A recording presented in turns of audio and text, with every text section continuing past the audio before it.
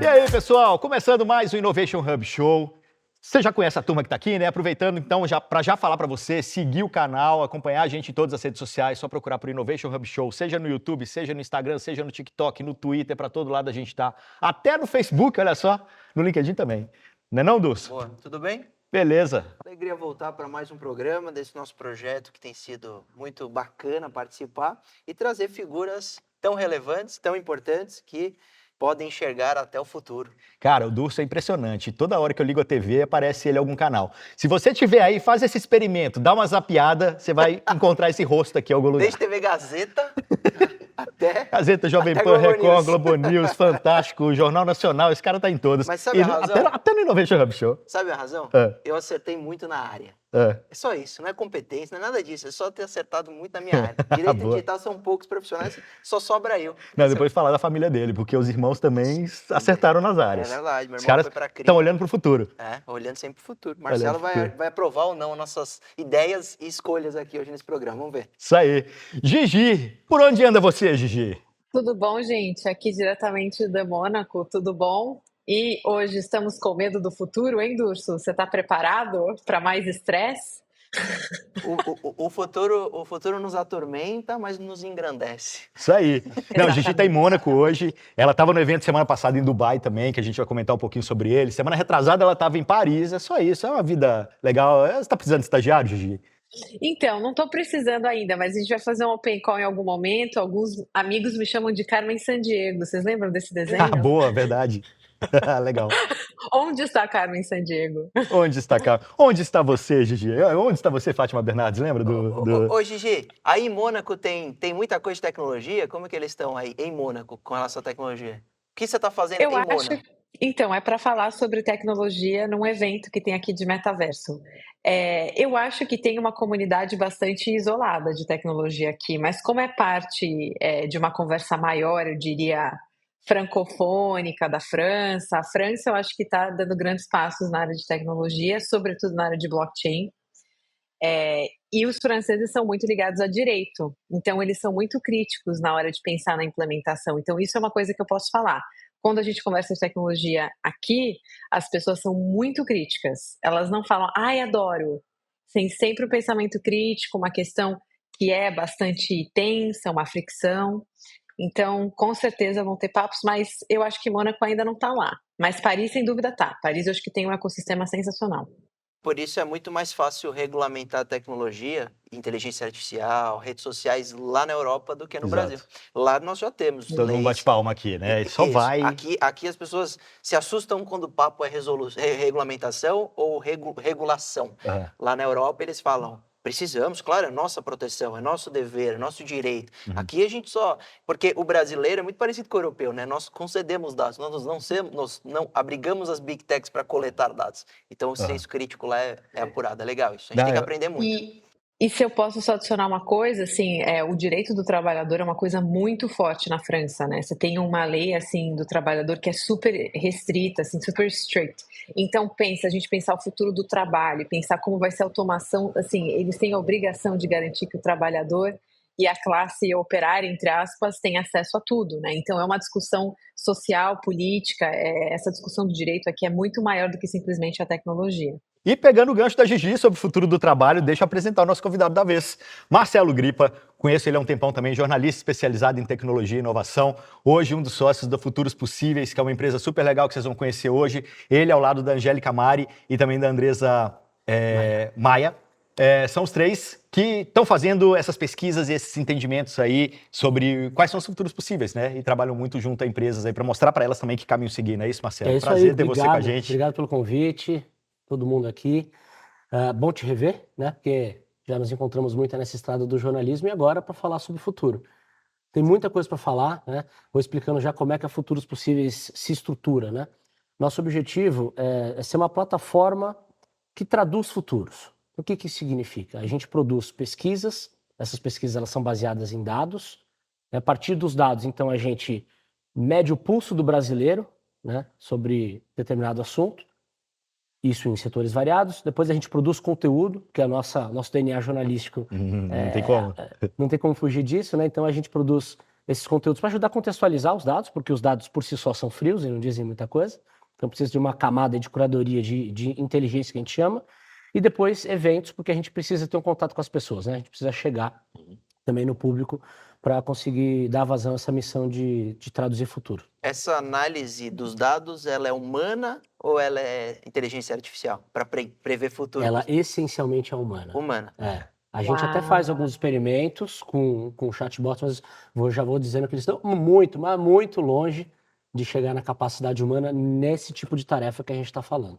Porque eles agrupam, né, os conteúdos, mas falta sentido. Falta dar sentido, criar as narrativas. Entender a cultura. E aí isso, o ser humano, ele é essencial. E eu acho que esse é o grande diferencial de vocês, né? Como que vocês trabalham esse exercício do futuro? Porque vocês têm que entender muita questão social, contexto, para poder trazer um futuro que é possível. Não é simplesmente o futuro Jetsons ou o futuro... O futuro Jetsons já ficou passado, né? E a gente errou muita coisa, né? Aquele futuro, tipo, o futurismo o carro autônomo, o mundo vai ser assim, distópico, não sei lá mais o que. Não, tem todo um porquê de vocês chegarem em determinadas respostas. Tem, porque a gente busca não cravar respostas definitivas. A gente não está aqui para dizer que o futuro vai ser assim ou assado. A gente está aqui para ajudar a contextualizar o presente, né, com base no passado, evidentemente. E aí, por meio dessas evidências, que são dados, não só dados, mas também entrevistas, conversas, a gente se preocupa muito em ter uma rede diversa de pessoas apoiando esse exercício também.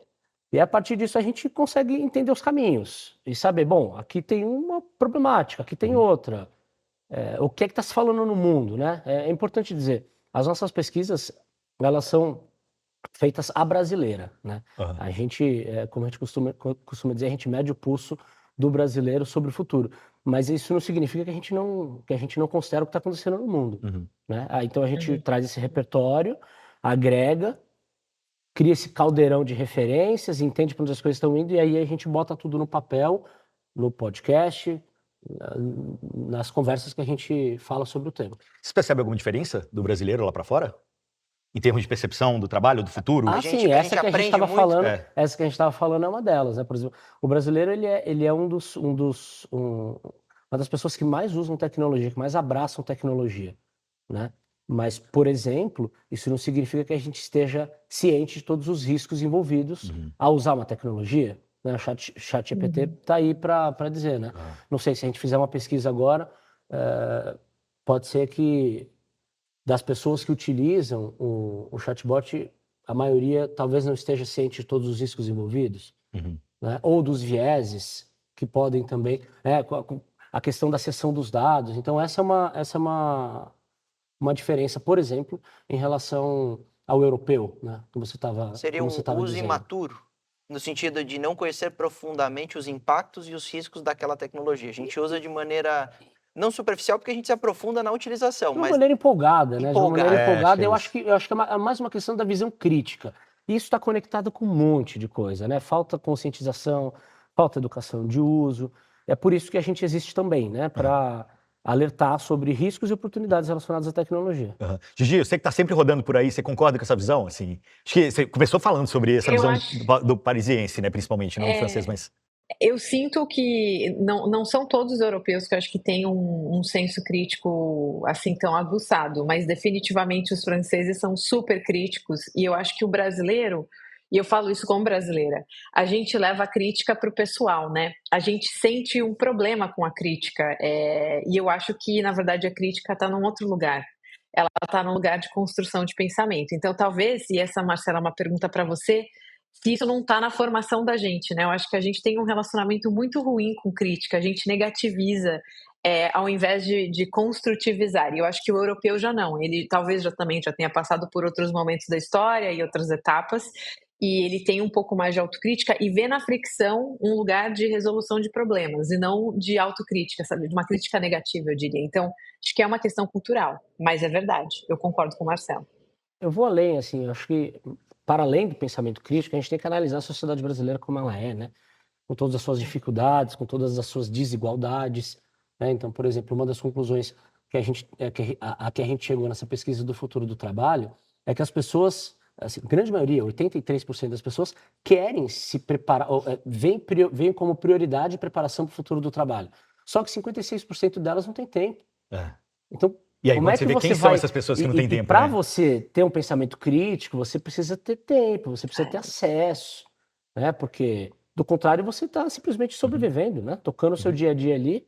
E aí, quem pode fazer isso no Brasil, né? E aí eu acho que é uma coisa legal da pesquisa de vocês, né? Que vocês fazem estratificações por região, por raça e por sexo, por gênero. E aí vocês percebem que essas pessoas que não têm tempo são geralmente mulheres, classe D e E e negros. Sim. Então aí você cria ainda mais essa... Que né, foi essa conclusão, né? Entre as pessoas que querem se preparar, mas não tem tempo para isso, né? E aí, quando a gente coloca essa discussão numa conversa mais ampla sobre o futuro do trabalho, sobre qualificação, sobre competitividade, essas pessoas estão largando atrás. Desculpa, vocês fazem algum trabalho para o poder público? Porque esses dados que você nos traz são super importantes para a gestão pública. Saber onde investir, como melhorar. A gente criou recentemente cota racial para ver se de alguma forma a gente dava oportunidade para esse segmento que muitas vezes não tem acesso ao estudo para se preparar para o futuro do trabalho, não só para o trabalho hoje, mas para o futuro do trabalho. Mas hoje o trabalho de vocês fornecem esses dados de alguma forma para o poder público ou é só empresa privada? Como vocês estão? As pesquisas, elas são disponíveis para qualquer pessoa que quiser baixar. Elas estão no site. Estão no site futurospossíveis.com.br, no nosso Instagram também, @osfuturospossíveis. Legal. Agora, essa pesquisa Futuro do Trabalho 2024, onde estamos e para onde vamos, ela foi viabilizada com o apoio do Grupo Boticário, né, e ela foi feita em parceria com a WGSN, a consultoria de tendências, e com o Opinion Box, que é a empresa de coleta online. E aí eles têm uma parceria também com a assessoria de imprensa que divulgam isso né, e saiu matéria em tudo quanto é lugar, né? Que é o que nos ajuda também a dar visibilidade. visibilidade e a fazer essa mensagem de Saiu na construção BBC, de saiu em futuro. vários Que lugares. acaba atingindo o poder público. Nós impactamos mais de 50 milhões de pessoas com o lançamento dessa 50 pesquisa. milhões? 50 milhões. Foram destaques em mais de 30 veículos, né? A gente, só com essa matéria que você comentou da BBC, ela estava na Folha de São Paulo, foi reaproveitada, né? Folha de São Paulo, G1, Terra, enfim. E qual era a manchete dessa que viralizou? A manchete era sobre o desinteresse das pessoas em assumir cargos de liderança. Eu não vou saber. Isso é muito louco. Mas né? é alguma coisa assim, não quero virar chefe, entre aspas. Eu vi essa matéria. Então, essa matéria foi baseada nos nossos dados. Vamos aprofundar nos pontos específicos das pesquisas, que eu acho muito legal. Só que, Gigi, você está falando muito de Europa, né? Onde você está agora. Mas você passa muito tempo também nos Emirados Árabes ali, tem uma vivência grande também na América do Norte. Eu acho, assim, eu conheço mais a América do Norte. Eu acho que os americanos também têm um pouco essa coisa de não levar a crítica para o pessoal, de trazer isso como um ponto de discussão também. Como é que é no Oriente Médio, assim? Você tem passado muito tempo em Dubai. Como é que é por lá? Eu acho que no Oriente Médio você tem duas questões, assim. A primeira é que você tem muito dinheiro para investir em várias ideias. Então, acho que existe uma abertura para tentar e errar nesse processo, né? Então, quando você tem recursos que são quase que inesgotáveis nesse momento, acho que você se permite estar super aberto. Mas eu acho que existem outras questões culturais, né? Que daí quando você pensa em inovação, você também tem que pensar em como a cultura abraça essa inovação. Então, acho que, de um lado, eles são super abertos porque eles querem trazer inovação, eles querem consultar com os melhores que existem no mercado, eles querem trazer o que há de melhor talento, melhor tech, mas, ao mesmo tempo, você sempre bate de frente com alguma divergência cultural, dependendo do que você traz, né? Então, acho que existe essa dicotomia que é bem única daquela região. Mas a gente vê que tem um crescimento enorme, assim, eu acho que os últimos 10 anos, não só os Emirados, mas a gente tem que falar da Arábia Saudita, tem crescido muito em tecnologia. Imagina, os projetos arquitetônicos de Smart Cities, assim, a Arábia Saudita tem investido pesado em educação e inovação, em esporte, muitas outras coisas. E eu só queria adicionar uma coisa ainda sobre os brasileiros, só para adicionar que eu acho que o brasileiro, ainda que tem essa questão de que não temos tempo para o pensamento crítico, em contrapartida, o brasileiro ele é um grande gambiólogo. E eu acho que ser um gambiólogo é uma essência única do brasileiro, que é a sua maneira ágil de sobreviver, né? E é o pensar e fazer decisões imediatas. Então, a gente talvez não tenha o tempo hábil de sentar e ficar filosofando e pensando, mas a gente toma decisões como gambiólogos o tempo todo. E esse eu acho que é o lado super positivo do brasileiro quando se fala de tecnologia e inovação. Adorei gambiólogo, vou passar a utilizar. E muito importante, obviamente, a gente não generalizar, né? Porque tem mais de 200 milhões de brasileiros e com certeza você vai encontrar pessoas fazendo usos diferentes, né, de tecnologia. Não, mas cara, a Arábia Saudita eu acho que vale um programa nosso depois, hein, Gigi? Porque, putz, o que tá acontecendo lá é absurdo, né? Sim. 5 anos atrás, sei lá, menos de 10 anos atrás, era um país fechado. Você fazer escala lá, você precisava de um visto absurdo, diferente, não sei o que lá. Meu irmão fez uma escala lá que foi uma dificuldade de conseguir o visto. E hoje está lá aberto e querendo que as pessoas venham e fazendo coisas incríveis. Né? Como que é a cultura desse lugar que mudou em tão pouco tempo? E, por exemplo, o Instituto de Moda que eu estou dando aula aqui na França, eles estão fazendo vários acordos entre França e Arábia Saudita para meio que exportar, né, ou importar a educação daqui em determinados temas de inovação para lá. Então, o governo está contratando, assim, da Arábia Saudita, o governo. A família real está contratando open calls. Mas eu acompanhando esse debate, assim, realmente, vocês analisam muito o Brasil e devem perceber essas dores, né? É muito triste você pensar um país que aí a Gigi tem toda a razão, é super empenhado, curioso, a gente aprende tudo na prática, na maioria dos casos, mas falta um mínimo para dar possibilidade para esse povo crescer. Como a gente pensa os futuros possíveis diante dessa desigualdade, diante do acesso limitado à tecnologia? Tem como a gente melhorar isso? Por exemplo, a gente está precisando lidar com questões básicas para depois pensar no futuro, ou olhar o futuro é realmente a tecnologia vai trazer essa inclusão? Eu acho que não dá para você fazer uma coisa ou outra, né? Você tem que caminhar, mas ações são necessárias o tempo todo, né? Eu acho, por exemplo, diante do avanço da inteligência artificial, que vai automatizar grande parte das tarefas cotidianas, né? Que provavelmente que vai transformar muito os empregos e vai exigir qualificação.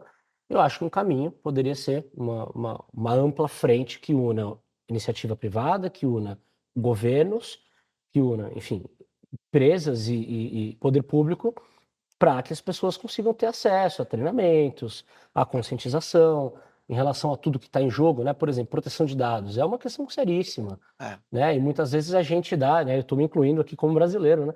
A gente dá o CPF na farmácia sem saber, ou em qualquer outro estabelecimento, sem saber Para quê? qual a finalidade do uso em troca de um desconto de R$2, R$3, R$5. Né? A pergunta Então, tudo de isso ouro... importa e tem que ser discutido. A pergunta de ouro eu vou te fazer, vou dar um spoiler já no meio aqui do programa. O avanço da tecnologia no Brasil, ele vai propiciar isso que nós estamos falando, o acesso a um trabalho melhor, a uma vida melhor, ou ele vai pegar esse segmento que realmente não teve acesso a uma educação básica, que hoje está em funções substituíveis nessa primeira escala de avanço da tecnologia, da inteligência artificial, e a inteligência artificial realmente vai destruir o mercado, substituindo a mão de obra humana? Já que a gente está falando de futuro, o futuro ele é assustador, com, por exemplo, a gente perdendo o emprego para IA, ou ele é promissor com a tecnologia sendo acessória e gerando mais oportunidade na sua visão, né? Deixa eu só dar mais um spoiler aqui da pesquisa, na verdade trazer um dado da pesquisa que eu acho que complementa isso que você está falando, porque tem o que eles consideram e tem a visão do brasileiro. Eu acho que a pesquisa trouxe uma visão do brasileiro que é bem interessante. Ela fala o seguinte, que 77% das pessoas não sentem que a tecnologia ameaça empregos, o brasileiro. O brasileiro, ele é positivo. Ele é confiante, mas ele acha que outra pessoa que saiba a tecnologia melhor que ele é que vai ameaçar. Então ele fala, eu tenho que aprender. A concorrência é entre seres humanos que sabem mais. E eu acho que está correto, tá? Eu acho que no final das contas é sobre pessoas. Tá. A gente está falando. Você me perguntou se o futuro é isso ou aquilo. O futuro é o futuro. Ele vai existir. Ponto. O caminho para chegar lá é que vai mudar, que vai depender das ações que vão ser tomadas. Né? Eu acho esse dado tão legal, porque ele vai contra todo o senso comum que é falado no mercado. Que a inteligência artificial não vai roubar empregos. Mas isso aqui é uma inteligência ou é uma inocência? Aí é que tá. Será que ele não compreendeu ou será que ele confia no Taco Humano ali, Não se sabe, mas olha só. Também, a grande parte dos respondentes disse que acha que seus empregos vão continuar a existir daqui a 20 anos. Que aí eu já não concordo tanto. Só que olha só, aí para você ver que o brasileiro... Gigi, olha a cara da Gigi, ela já assustou. Mais um dado antes de passar para a Gigi. O brasileiro está captando, sim, que as transformações estão acontecendo. Tem uma pergunta da pesquisa que é a seguinte. Qual a porcentagem das pessoas que acreditam que um robô substitui a interação humana? Ano passado, 80% achavam que não. Esse ano, 70% acham que não. Ou seja, estão se convencendo. Caiu essa diferença. Mas né? ainda assim, né? Ainda assim é uma diferença muito grande. 70% acho que não. Uma coisa é robô, outra coisa é gente. E fica, inclusive, assim, uma dica para as empresas que usam essa interação automatizada nos chatbots, que muitas vezes deixam as pessoas mais frustradas do que felizes em resolver problemas, né? Não, eu acho que inicialmente é um dado que fala, nossa, o brasileiro não tá confiante no taco, mas eu acho que é um pouco naive, né, Gigi? Acho que o brasileiro talvez não tenha entendido direito, assim, quando a gente pensa nesses 20% que acham que não vão perder o emprego para a tecnologia. É que o brasileiro é positivo, né? Esse é o nosso também, o nosso lado bom. A gente acredita que vai dar tudo certo no final. E hopefully vai. Mas essa é uma das minhas preocupações. Até acho que isso é uma questão que eu queria trazer, Marcelo. É pensar assim. Às vezes eu observo que quando a gente olha para os grandes monopólios de tecnologia, que nem você falou, você vai lá, você ganha R$ 2 de volta e você dá os seus dados que valem 100 mil milhões de dólares, né? Bilhões de dólares. E a questão é, será que a gente não está cada vez mais capitalizando algumas nações? A gente coloca algumas nações, principalmente as nações que são emergentes, né? Nesse lugar de sócio do capital mesmo, porque as grandes empresas americanas, europeias, elas fazem muita grana no Brasil, com os dados do brasileiro. E isso é uma das questões que me preocupa muito, né? O Brasil, ele não está preparado ainda, eu acho que para lidar com essa capitalização dos dados dos indivíduos. Mas ele é um grande problema, que já existe há mais de 10 anos, muito mais do que isso, e agora eu acho que vai ficar cada vez mais sério. Então, eu não sei como isso vai impactar o futuro, mas a gente tem que tomar cuidado. Acho que existe um cuidado aí para se tomar. Senão a gente vai ser produto do outro, né? Vai ser um processo de neocolonização digital. Eu Exatamente. concordo porque o dado pessoal ele vale muito numa economia digitalizada, né? E as pessoas precisam ter noção disso, né? Não só o quanto suas informações pessoais valem, mas o quanto elas podem orientar estratégias financeiras, comerciais, em relação aos hábitos dela online. No fim, hoje o usuário ele tem que entender de tecnologia para entender onde há a coleta e qual a aplicação. De direito, porque nós temos a Lei Geral de Proteção de Dados para entender quais são os seus direitos, Código de Defesa do Consumidor. Tem que entender de muitas frentes para ele exercer essa autonomia de que eu não sou produto mais e eu só vou conceder dados quando eu quero, ou quando for necessário, ou quando é a minha opção. Então, acho que esse é o problema do futuro, né? Falando, você brasileiro, você positivo. Acho que é maravilhoso, até porque a gente gosta muito de inovação e tecnologia. Mas esse é o problema do futuro. Ele está cobrando um acesso à informação do mundo, principalmente aqui dos brasileiros, que, lamentavelmente, nós, como poder público, não damos. Né? A gente fala numa bolha muito grande aqui nesse programa, de inovação e tecnologia. Tem gente aí que inovação e tecnologia está muito distante. Nunca vai pôr no rosto um Apple Vision Pro, na vida. Não vai colocar, não vai chegar nem perto. Eu sou um deles, eu nunca cheguei nem perto. Ô, coitado. É porque eu não tenho esse poder. Queria o Igor para adquirir $3.500 no dispositivo. Mas eu acho que talvez é isso. Nós, quando fala de futuro, a pergunta é, quando falamos de futuro no Brasil, nós estamos falando do futuro que já existe na Europa ou realmente o futuro é o futuro para todo mundo? Não, eu acho que o futuro é para todo mundo, mas é inegável que algumas nações chegam nele primeiro, né? E é exatamente por isso que você falou em bolha, essa é a nossa função na Futuros Possíveis. A gente quer quebrar as bolhas e trazer esses assuntos que são complexos para a mesa, para essas 56 milhões de pessoas, por exemplo, que tiveram acesso às conclusões da nossa pesquisa através da mídia. Esse que é o nosso objetivo. Não, isso é muito legal, assim, até pelo papel do Durso mesmo, pelo fato dele estar ali traduzindo tecnologia e direito digital pro público em geral que assiste TV aberta, que ele está sempre em todos. É um pouco do que vocês acabam fazendo a mesma coisa, olha aí. Né?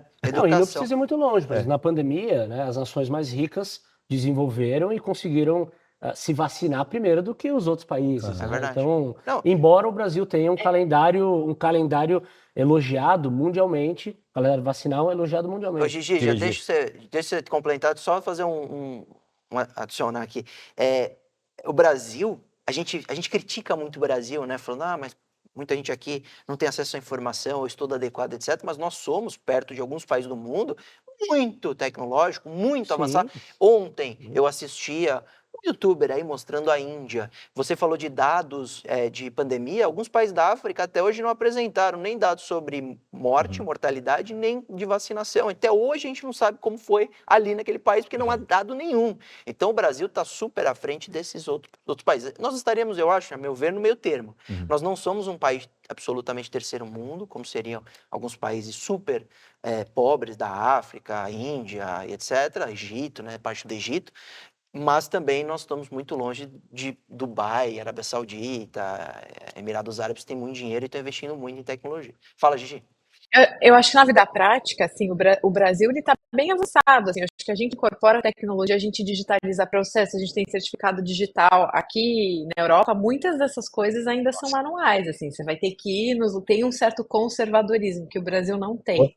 O que eu acho que é preocupante será que eu sempre penso que a tecnologia ela veio para tentar trazer talvez um processo de igualdade, só que na prática a gente vê o contrário. Existe um gap Uhum. maior de disparidade social, porque a gente não está só criando agora uma má distribuição do capital ou do conhecimento técnico, a gente está criando analfabetos, pessoas que nunca vão tocar num equipamento, que nunca vão conseguir entender uma linguagem. Então, eu acho que é um processo inverso, né? E isso é uma coisa muito complexa da gente parar, mas eu acho que aumenta as diferenças sociais e econômicas nesse momento entre países. Sim, é daí que vem a necessidade da gente, de todo mundo entender para que serve a tecnologia, quais são as oportunidades, os desafios, os perigos, para que você não aumente desigualdades em vez de reduzir, né? Não replique vieses para que você consiga dar um tratamento equânime para as pessoas. É, Isso é fundamental. nesse caso que vocês estão falando, tem todo sentido quando a gente fala de fake news. A tecnologia virou uma arma de propagação, de manipulação de opinião, né? E aí o usuário que recebe o dispositivo, que desconhece, e aí papel muito importante de vocês, que, por exemplo, ele deve checar aquela notícia no grupo da família, porque não é porque está lá, Uhum. ou porque está num blog que aparentemente é um link verdadeiro que ele pode acreditar. Uhum. E a gente tem por exemplo, uma hashtag que entra na Trend Topics totalmente inautêntico e as pessoas acreditam que aquilo é uma campanha viral e aderem, e concordam e discordam. Uhum. Então, a falta de conhecimento técnico também faz a tecnologia servir como arma para manipular a massa. Isso acontece nos países. E não só, assim, a gente fala muito sobre a digitalização. Realmente, o Brasil tem exemplos incríveis, né, de digitalização. Mas, ao mesmo tempo, até pouco tempo atrás, quem morava numa região que não tinha um CEP, não conseguia receber um produto comprado online. Até hoje, em comunidade, E eles têm aí dificuldade. existem Serviços, iniciativas mais recentemente que deram visibilidade para essa população. Mas então, de um lado, você tem um mercado muito avançado, E no e no vizinho, outro, as pessoas que não têm acesso a ele. Então precisa reduzir esse gap.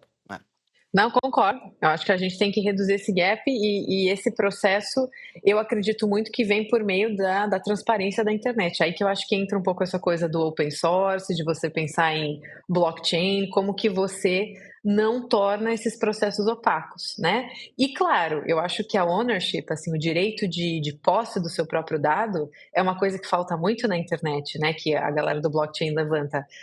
E o pessoal que fez o manifesto da criptoanarquia nos anos 80, que o dado me pertence. Imagina como os brasileiros não seriam ricos, bilhardários, se todos os dados que foram tirados de nós fossem pagos pra gente de volta, cheque todo mês do Google. Imagina isso, o brasileiro estava garantido. Exatamente. Bom, a gente está falando de futuros possíveis, né? E o Marcelo trabalha futuros possíveis aí em vários aspectos. A gente tem falado muito de futuro do trabalho, mas se a gente for para outros ângulos também, a gente vê outras formas de se enxergar o futuro. Vocês também fizeram uma outra pesquisa sobre o futuro do esporte, que inicialmente pode pensar, pô, eu não sou esportista, né? O Durso também só joga futebol de fim de semana. E olha aí, lá. o que isso tem a ver com a gente? Né, de quando você pensa futuros possíveis aí voltados para o esporte. Fizeram pesquisa e trouxeram insights muito legais nesse sentido também. Sim, tem alguns insights muito legais, né? Acho que o principal é que o esporte ele vem se tornando uma ferramenta de saúde e bem-estar, né? Físico e emocional. O que é muito interessante, dialoga com as necessidades que as pessoas têm, né? O Brasil é um dos países campeões nos rankings de estresse, de ansiedade e tal. E aí o esporte ele entra nessa via. Mas aí, seguindo então a nossa missão aí de traduzir esse assunto, nem todo mundo tem a mesma condição de praticar esporte com qualidade no Brasil, né? Tem gente que, por exemplo, não pode sair à noite porque tem medo da violência. Tem gente que não tem acesso a uma academia. Tem gente que tem que malhar na praia né, porque não tem condições de pagar. Tem gente que não tem acesso a uma academia dentro do prédio, e se expõe, e aí acaba se expondo um pouco mais. Homens e mulheres podem ter também motivações diferentes e percepções diferentes em relação ao esporte. Então, por isso que é importante a gente ouvir as pessoas, né, e a partir disso inferir o futuro. Então, a nossa mensagem principal nessa pesquisa é isso, é que o esporte ele entra aí no hall de ferramentas para saúde e bem-estar, mas as pessoas usam de forma diferente, né? Tem gente que usa mais o YouTube, porque não tem dinheiro para contratar um personal trainer, né? Tem gente que não. Então, Você é positivo vendo esses dados? Sim? sim. Porque, por exemplo, o esporte, né? Positivo em que sentido? Se você acha que o futuro vai ser bom, nesse sentido. Pois é, eu tento não cravar como o futuro vai ser, sabe? Mas pode ser melhor ou pior. Mas pode ser melhor, Pode ser, pode ser melhor a partir de informação. Tá. Então a gente acha que dando essas informações, discutindo, problematizando, é que a gente se constrói um futuro melhor. Mas então a gente precisa olhar esses dados e mudar esse caminho, ou o caminho natural levará tanto? Porque a pergunta prática por exemplo, esse dado é interessante, né? Que as pessoas estão usando o esporte como válvula de escape, né? Sim. Traduzindo é isso. Mas para a Sim. gente precisar de uma válvula de escape, significa que nós estamos estressados. Foi assim que você começou a pergunta. O Brasil está super estressado. Para mim, o Brasil está estressado porque nós vivemos numa cobrança muito grande de trabalhar, ganhar dinheiro, competir com a tecnologia, entender de inteligência artificial, senão você será substituído. Muita pressão social para você ser alguém, para você ser um grande profissional, etc. E aí a gente adoece, é aquela história, né? Você trabalha muito para ganhar muito, e aí você vai gastar muito com medicamento para voltar a ter saúde que você poderia ter desde o início se não tivesse trabalhado tanto, e fica essa roda eterna de precisar trabalhar muito para ter uma qualidade de vida que, na verdade, o dinheiro ou muito trabalho talvez não lhe dará. A pergunta é essa: será que, por exemplo, esse futuro, obrigando a gente a se dedicar tanto, a gente a correr atrás tanto, e o esporte se tornará uma válvula de escape, ao invés de ser um hobby, ao invés de ser alguma coisa divertida, será que a gente não está... A gente não entrou nos pormenores dos índices de ansiedade, estresse. Essa é uma associação que você está fazendo aqui. O que a gente investigou é assim, entre as pessoas que praticam esportes, assim, por que elas praticam esportes, né? Então tem essa questão da saúde e bem-estar, mas tem também motivos estéticos, né? E nessa questão, eu acho que assim, se as pessoas puderem praticar esportes com esse objetivo, se isso for positivo para elas, ótimo. Se não for positivo para elas, aí é negativo, né? Eu acho que a gente tem que olhar os dados como eles são e aí cada um vai fazer sua interpretação. Esse é o nosso objetivo com a pesquisa. Exato, eu acho que tem uma coisa muito legal nisso que você está falando, que foi até algo que a gente comentou bastante no episódio com o Luiz Candreva, né, de como viver no caos. Você conhece o Candreva, Sim, conheço, né? conheço. Ele é o caos em pessoa, né? E ele falou uma coisa muito legal aqui, que era mais ou menos isso que você está falando. Dar informação para as pessoas faz com que as pessoas consigam, talvez, sem viés, dar informação sem viés para as pessoas. Se ele pudesse inventar um dispositivo, um novo produto, um novo serviço que fosse: vou dar as informações do mundo para todas as pessoas, e aí elas fazem o que elas quiserem com isso, né? Claro, tendo todo o contexto e tal. Ele acha que isso é a chave para o futuro melhor. Concordo. É um pouco o que vocês estão fazendo, no final das contas. É exatamente isso. Da lógica de vocês por trás do futuro Porque possíveis. você tem esse papo de inovação, de tecnologia, né, que você falou de bolha, realmente, ele normalmente, do ponto de vista informativo, nós, jornalistas, acabamos pregando para convertidos. Né? Falando de tendência de inteligência artificial, de tendência de tecnologia, para quem já sabe e precisa entender, eventualmente, o caso de uso, onde eu posso ganhar mais, qual que é a minha margem e tal. Agora, tem todo um contingente de pessoas vulneráveis, pessoas de grupos subrepresentados, que podem não ter acesso a essa informação, ou quando tem acesso, não conseguem interpretá-la da forma necessária. Então, por isso que isso que o Candreva falou é muito interessante. Mas esse negócio de falar para convertido, eu tinha uma técnica aqui no TD, que era não colocar, principalmente quando fosse temas mais de diversidade e tudo mais, eu nunca colocava isso no título. Eu sempre atraía com um viés mais de viés econômico, um viés mais de trazer resultados e tal, mas dentro eu sempre trazia pessoas que eu sei que falariam sobre aquilo, porque era a minha forma de tentar falar para convertido, então de furar a bolha. Gigi, diz aí. Eu tenho uma pergunta para o Marcelo. Fiquei curiosa sobre a pesquisa em esportes. Vocês coletaram os dados, assim, qual que foi a motivação da pessoa de praticar esporte? Sim, nós coletamos e aí apareceram essas respostas. Eu não vou me lembrar agora ao certo porque eu não estou com os dados aqui, tá? A gente já fala mais de futuro do trabalho aqui do que futuro do esporte. Mas, inclusive, convido vocês a baixar lá em futurospossíveis.com.br. Mas tem, sim, então, a questão da saúde e bem-estar, tem os motivos estéticos também entre entre os principais aspectos apontados. Porque isso, na verdade, é um ponto que não tem nada a ver com tecnologia, mas eu acho que tem a ver com pessoas, que eu acho que o Brasil é um país em que a aparência é uma coisa que importa muito. O corpo, ser fit, e às vezes eu me questiono se isso não adiciona ao estresse, porque aqui é exatamente uma dicotomia do Oriente Médio versus o Brasil. No Oriente Médio, acho que as mulheres, elas são muito mais, é engraçado o que eu vou falar, mas elas são muito mais livres para ter o corpo que elas quiserem ter, entendeu? Porque não existe uma pressão social de você mostrar um determinado corpo quando você vai na praia ou quando você está andando no shopping. Elas nem Então, podem mostrar, né? Não pode. Não Elas podem. andam de Mas burca. Não, elas andam de Mas não existe, mas ao abaya. mesmo A tempo não burca existe não se a usa pressão, mais. né? Mas eu acho que você já é criada num estado de liberdade, entendeu? Em que é interessante você pensar isso, que você tem uma espécie de prisão social, porque você não pode, sei lá, você tem que sair de abaya, você não pode mostrar as curvas, mas isso também te traz uma tranquilidade, né? Que você não deve nada à sociedade nesse Já que aspecto. ninguém vê. Ninguém vê. E no Brasil tem uma pressão, isso adiciona o estresse também do indivíduo, né? Eu acho que tem muita pressão.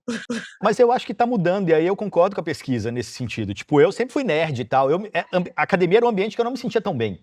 Hoje eu me sinto bem. Eu não sei se mudou algo internamente na minha cabeça, em que eu me sinto bem ali naquele ambiente, ou se Mas isso é deixou de vida ter essa pressão. ou é autoestima? Então, é isso que tá. Será que Mas mudou às vezes alguma coisa dentro de pode mim? ser a Ou mesma será que. coisa, né? Entendeu? É. Pode ser a mesma coisa. Por exemplo, eu gosto de praticar esporte, mas eu poderia incluir, inclusive, como meu passatempo, corrida. Eu gosto muito de correr. Mas é também uma forma Exato. de eu me manter são Isso. mentalmente. No dia que eu tô pra baixo, eu vou pra academia. Mas eu concordo com a Gigi, e Gigi, a gente vê isso no Brasil, não precisa ter burca envolvida não. Posta pensar quando... É verdade, chega e pergunta pras pessoas, por que você tá malhando? Por que você tá se cuidando mais? O verão tá chegando aí. Sempre tem. Você vê verão é o a momento, academia enchendo e... Busquei os dados aqui ao vivo pra gente falar, ó. Por que os brasileiros praticam esporte? 72% tá lá, saúde, bem-estar mental e emocional. 60% para estar fisicamente saudável. Tá bem próximo. Aí entra motivos estéticos lá atrás, 25%. Só? Com mulheres à frente de homens e pessoas entre 16 e 29 anos versus pessoas com mais de 50 anos. Depois, diversão ou hobby e lá atrás, 11% socialização. Olha. O povo que vai pra academia pra mais bater comum entre papo. homens. Ou pra procurar namorado. Mais comum entre homens, socialização entre homens. Pra Vai namorar, pra bater né? papo. Pra arranjar um Isso aí. gatinho. Agora vamos lá. Marcelo, se você pudesse inventar um produto ou um serviço agora para gerar um futuro melhor, qual seria? O que você... Eu vou na linha do Candreva porque eu quero reduzir desigualdade. Então, só que eu pensar no produto aqui, acho que tinha que ser um produto que conseguisse identificar as dificuldades de pessoas de grupos vulneráveis e apresentar oportunidades em massa para essas pessoas. Vamos supor, a pessoa vai lá, cadastra assim, quais são as minhas maiores dificuldades na vida? Um emprego melhor, não sei o quê. E aí, enfim, faria um cruzamento de informações e essas oportunidades seriam disparadas em massa para essas pessoas. Gigi, você deu aquela risadinha aí? Você pensa em alguma coisa? Não, porque eu não pensei em nada, assim, mas com certeza seria alguma coisa com blockchain, eu acho, talvez algum serviço em que você pudesse coletar todos os seus profits dos dados utilizados por grandes monopólios de dados. Du, você teria um? Um produto para melhorar o futuro, eu acho que a pior coisa que um ser humano pode passar é fome. Então, algum produto em que a gente diminuísse tanto perder esses alimentos, né? Eu vi uma pesquisa, a gente perde uma porcentagem absurda de alimentos produzidos. Como com roupa, sabia que 60% das roupas produzidas no mundo são incineradas, são jogadas fora, no lixo. Então, algumas marcas preferem jogar fora do que vender a preço baixo, porque restaurante, né? A comida que sobra no restaurante não se pode dar. Então, isso não se pode por questões sanitárias, questões de saúde. Então, eu pensaria em algum produto que resolveria a entrega o serviço que resolveria a entrega desses alimentos para ninguém passar fome no mundo. Acho que a gente começaria do básico para depois dar alguma questão de subsistência, de financeira, tá? Eu pensaria nesse sentido. A gente falou no episódio do Candreva também sobre abundância, né? Abundância versus escassez e tal. E aí tem aquelas teorias da impressora que imprime de tudo, né? Com todos os elementos que já existem aí. Então você tem uma impressora na África que vai imprimir a comida, que vai imprimir o remédio que é preciso Isso é naquele maravilhoso. momento, né? Que vai imprimir a água, que vai imprimir o que for necessário para dar o mínimo de bem-estar para aquelas sociedades, né? Para aquelas comunidades. Gigi, Eu acho que isso tem tudo a ver com a ideia de fazer um open source do mundo todo. Se o mundo fosse código aberto, né? Pensa assim, você tem uma fonte de informação que pode ser para farmacêutica, para medicina, e você simplesmente pode ir lá pegar uma prótese.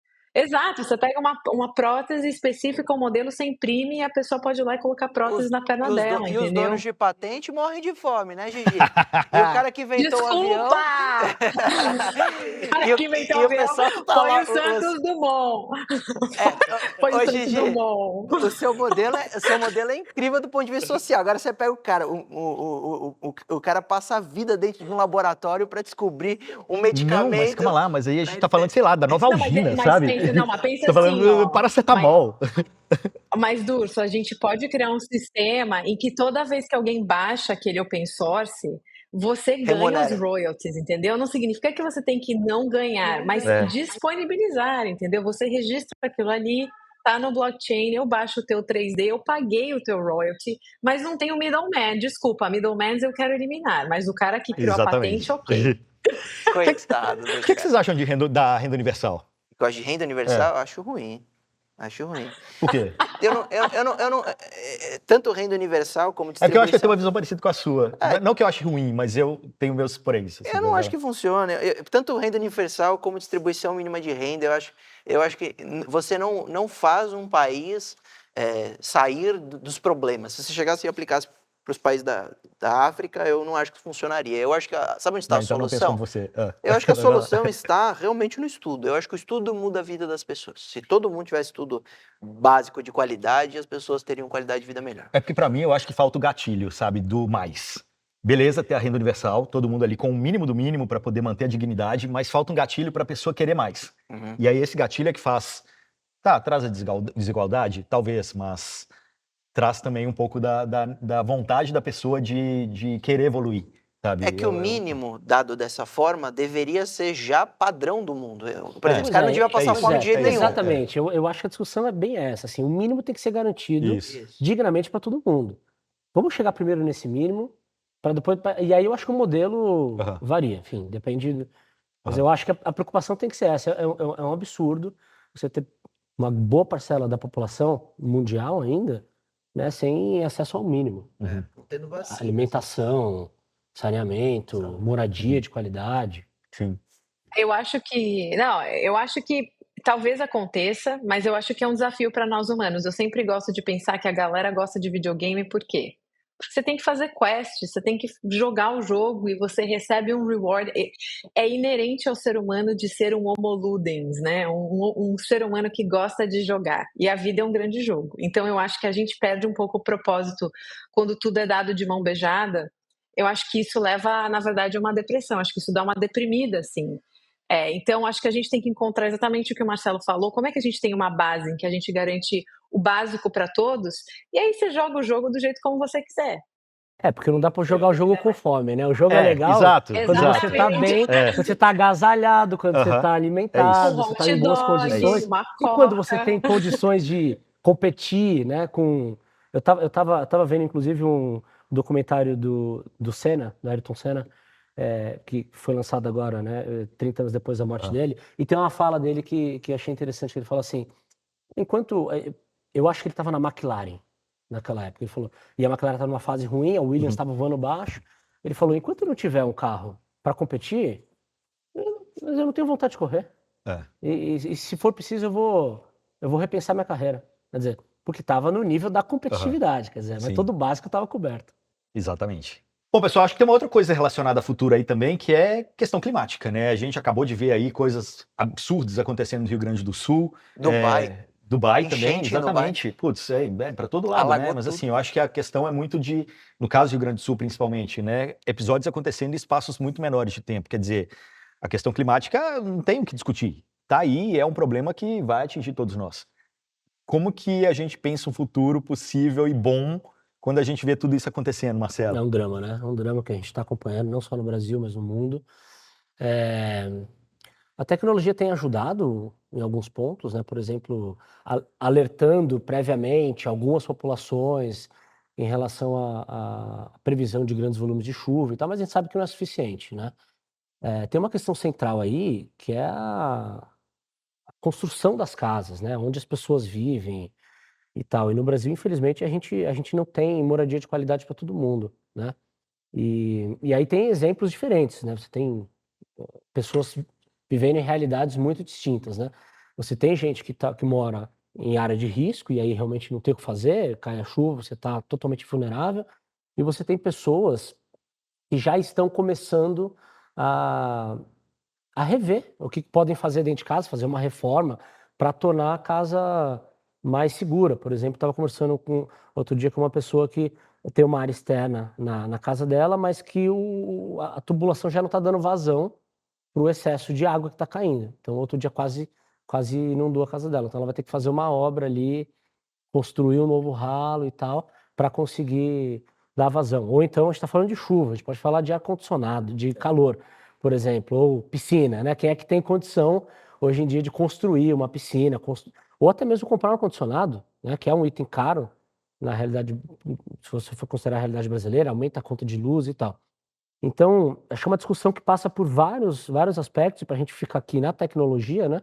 Eu acho que a tecnologia meteorológica vai evoluir e vai ser muito bem-vinda essa evolução, não vai dar conta de tudo, evidentemente. E na construção, a gente vai precisar também de uma evolução dos materiais, né? Materiais mais resistentes para um cenário em que, infelizmente, essas tragédias tendem a ser cada vez piores. Outro dia eu estava vendo no documentário, você falou de ar-condicionado e a gente já complementa. Eu vi num país na Europa, perdão, na África, que uma solução paliativa ali no momento foi pintar o teto sobre a loja ali das casas de branco, porque dentro das casas de certas pessoas estava ficando 50 graus, 55 graus, e eles estavam dormindo Isolamento fora de térmico, casa, dormindo no teto. Ao invés de dormir Dormir no no teto? telhado, Caramba. eles estavam pintando de branco, essa foi a solução. Então a gente percebe que tem uma renda bilionária que se movimenta no país, mas as soluções que poderiam ser tecnológicas, porque se o ar-condicionado fosse baratinho para todo mundo teria, né? E a gente, às vezes, falta o Estado subsidiar um pouco, falta essa tecnologia ser mais acessível. Eu realmente acredito, não sei se é a sua opinião, mas eu acredito muito que a tecnologia traz solução para quase tudo. Até para a chuva lá em Dubai, do mesmo jeito que eles produzem, eles provocam a chuva com a tecnologia, eles poderiam diminuir a quantidade de chuva. Eu acho que isso é a tecnologia... Cacique cobra coral. Tecnologia brasileira. Eu acho mesmo que uma hora ou outra a tecnologia resolve, mas a gente precisaria acelerar muito esse processo e focar nelas, né? Nessas soluções para quem mais precisa, porque que são os grandes afetados quando há uma grande crise climática, né? O que eu ia levantar é a gente pensar também o impacto na imigração, né? Porque existem muitas projeções da imigração de pessoas devido a esse shift climático, né? Que a gente tinha áreas específicas que se comportavam de uma determinada maneira, que vão passar a não ser vão ser quentes demais, ou não vão ter produtividade do solo, e a gente vai ter uma grande migração que já está acontecendo de pessoas. Isso eu acho que é um problema que a gente tem que entender, né? Que não é só resolver com tecnologia o lugar onde você tem aquela crise, mas entender que as pessoas vão deixar daquele lugar e vão para outros lugares, né? Vão tentar reconstruir uma vida. Isso eu acho que é um problema social que a gente tem visto crescer e vai continuar a crescer muito mais. E eu não sei se a gente tem solução para isso ainda, porque a crise que existe na Europa, por exemplo, de imigração, não tem tanto a ver com a mudança climática ainda. É uma questão econômica social. E já é um problema. Imagina quando... exatamente. Imagina quando bater na porta de casa todas essas questões climáticas. Assim, mais forte, né? Vai ser muito difícil. Refugiados ambientais, né? Refugiados ambientais do Sul. Eu tenho visto notícias do pessoal do Sul que está saindo de lá por conta disso. Tipo, não aguento mais. Sim. Né? Sim, porque é todo ano, né? Virou. Todo ano. Então, é difícil de... Mas é isso, é um esforço conjunto, eu acho, de várias frentes, né? Cara, vamos lá, caminhando para o fim da nossa conversa. Marcelo, quero te perguntar o seguinte, quais são as 3 últimas coisas que você estudou aí, se interessou, incorporou ao seu trabalho de rotina, ao seu repertório? Alguma dica aí para o pessoal para buscar mais fontes também de conhecimento? Olha, em função desse nosso trabalho de pesquisa, né, eu tive que evoluir a minha habilidade de interpretação de dados, né, porque assim, Jornalista, né? nós jornalistas viemos do mundo do texto, né, do mundo de humanas ali, e aí tenho feito então um trabalho, mas assim, conversando com pessoas que são especialistas e tal, e aprimorando um pouco mais esse olhar, porque parece fácil, mas não é, né? Você recebe o número, tá ali. Então você tem que ter muita atenção em todo o processo, se conectar e saber se ele faz sentido, saber se ele está fazendo jus à metodologia, né? A pergunta que você faz, todas as palavras que compõem a pergunta, elas precisam ser mantidas quando você transfere depois para a pesquisa, para o texto. É porque qualquer desvio já é Da um dupla viés, interpretação, né? já dá dupla interpretação. Então, essa foi uma parte importante do meu dia a dia. E as outras duas acho que tem a ver com os desafios de tocar um negócio, né? Resolução de problemas. Uhum. Soft skills. Você precisa. Tá. Acho que sim. Acaba sendo uma competência não técnica, né? Porque, embora você tenha que deixar a emoção de lado, né? Porque o problema surge o tempo todo, tem escalas diferentes, e aí aprender a priorizar esses problemas e buscar as melhores soluções para eles, acho que tem sido algo que eu tenho investido bastante tempo e vou investir pelo resto da minha vida, acho. E o terceiro ponto, que é interessante, que tem a ver com isso, mas é o componente humano dessa história. É entender como você pode ter um relacionamento melhor com a outra pessoa no dia a dia, buscando entender o lado dela também, né? Sabendo que no dia a dia do trabalho, na correria, o prazo sempre apertado, o estresse, a ansiedade, o medo e tal, como você pode ter um relacionamento eficiente ao ponto de considerar as suas dores, considerar a dor do outro para chegar num resultado comum bom para o seu trabalho, Boa, sem atropelar ninguém. boa. Gigi, vamos lá. Aproveitando que você estava em grandes eventos, qual foi que seu grande insight aí no último evento que você estava? Que foi esse em Dubai, num lugar incrível. Gigi estava toda chique, uma saiona assim, incrível. Ela estava quase igual a Área Fênix aí, né? E Ela hoje, tava com... e hoje ela tá homenageando a Madonna. Olha o look da Exatamente, é o Gigi, look é dela, meio né? dark. Aliás, Lux by Área Exato. Fênix. A gente está colocando aqui também @, Área Fênix, Os pra vocês looks da verem Gigi os looks da tecnológica, Gigi, né? exatamente. Conta para nós, Gigi. Aquele evento, acho que o que foi mais interessante foi observar um pouco a presença, porque foi no Oriente Médio, né? Foi em Dubai. Então, foi pensar a presença da mulher Emirati, acho que em grandes áreas da engenharia. Assim, eu tive a oportunidade de ver engenheiras que estão na área de engenharia espacial, que são especializadas em dirigir caças. Eu acho que é interessante ver como elas são muito fortes na área da aeronáutica lá. Então, me fez pensar muito, assim, como que existem culturas que a gente não compreende 100%, né, e que são muito distantes, mas que existe uma outra camada social-cultural, e essas mulheres, elas estão liderando esse espaço da engenharia, que muitas vezes é inesperado. A área de STEM, né, que a gente STEM Sciences, não é uma área em que as mulheres dominam, mas lá tem uma predominância. Então foi muito bom aprender sobre isso, aprender outras maneiras de ver a feminilidade, o empoderamento feminino na área de trabalho, então foi super interessante. Mas isso tem tudo a ver com futuros possíveis também, né? Como a gente trabalha a presença feminina aí no mercado de trabalho, principalmente numa sociedade que até então é tão machista, né? Majoritariamente feminina é a nossa empresa, inclusive, né? Exatamente, Somos 3 sócios, 2 mulheres e eu. exatamente. Eu Mas acho nesse que sentido, assim... buscar, acho que essa igualdade é muito importante, né? Mas acho que é mais do que nesse momento a gente está num momento de pensar equidade, né? Acho que tem uma diferença de igualdade, equity and equality. E quando você vê que numa sociedade tão conservadora as mulheres elas se posicionam de forma tão poderosa, eu acho que isso é uma inspiração, né? Porque a gente também, depois de viajar muito, a gente aprende que a gente acha que a América Latina não é machista ou que não é repressora.